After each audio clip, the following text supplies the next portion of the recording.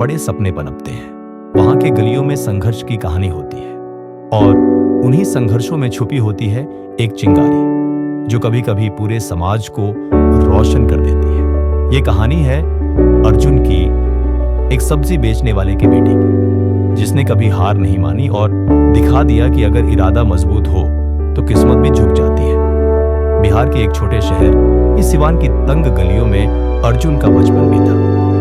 उसके पिता रामलाल हर सुबह 4 बजे उठकर सब्जियों की ठेली लेकर निकल जाते और अर्जुन स्कूल के बाद उनके साथ सब्जी बेचने में मदद करता। मां सीता देवी घर पर ही सिलाई का काम करती थी। आर्थिक स्थिति बहुत खराब थी, लेकिन परिवार में प्यार और संस्कार की कोई कमी नहीं थी।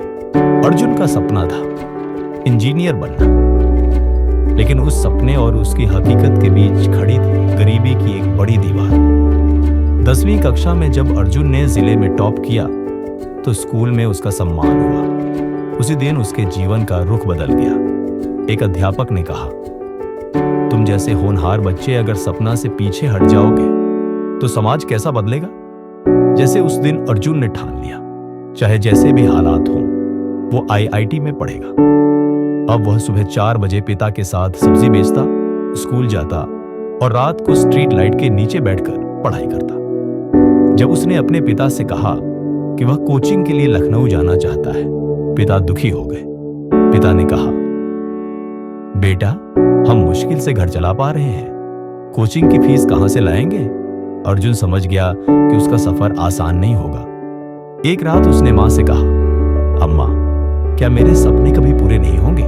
मां ने सिर्फ एक बात कही, तू मेहनत कर, भगवान रास्ता खुद बना देगा। एक दिन अर्जुन ने शहर के एक पुराने लाइब्रेरी में एक रिटायर्ड प्रोफेसर श्री मिश्रा जी को देखा।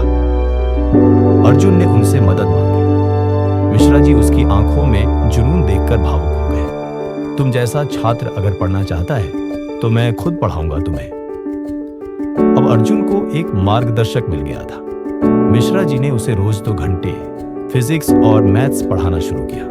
वे कहते थे, असली लड़ाई दिमाग की नहीं, हौसले की होती है। अर्जुन ने 12वीं बोर्ड परीक्षा भी अच्छे अंकों से पास की। अब बारी थी IIT JEE की, लेकिन उसके पास फॉर्म भरने के पैसे नहीं थे। अर्जुन ने 10 दिन सब्जी की ठेली अकेले लगाई और पैसे जोड़े।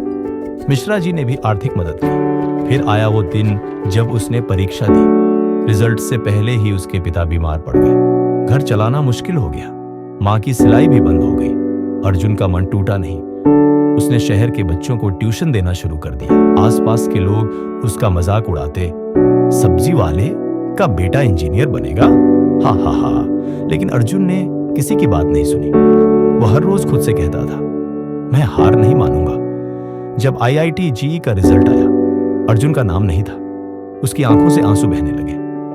मिश्रा जी ने कहा, एक बार असफलता का मतलब यह नहीं कि तुम हार गए हो, दोबारा कोशिश करो। अर्जुन ने खुद को फिर से तैयार किया। इस बार उसने दोहरी मेहनत की। हर दिन 10 घंटे पढ़ाई और ट्यूशन। उसने अपने दर्द को अपनी ताकत बना लिया। अगले साल जब रिजल्ट आया, अर्जुन को यकीन नहीं हुआ। उसका चयन IIT बॉम्बे में हो गया था। गांव में जश्न का माहौल था। जिसने मजाक उड़ाया था वही अब तारीफ कर रहे थे। उसके पिता की आंखों में गर्व के आंसू थे। IIT में पढ़ाई के दौरान भी अर्जुन ने ट्यूशन और स्कॉलरशिप से खुद को संभाला। 4 साल बाद जब उसने एक बड़ी मल्टीनेशनल कंपनी में जॉब पाई, वो दिन उसके जीवन का सबसे बड़ा दिन था।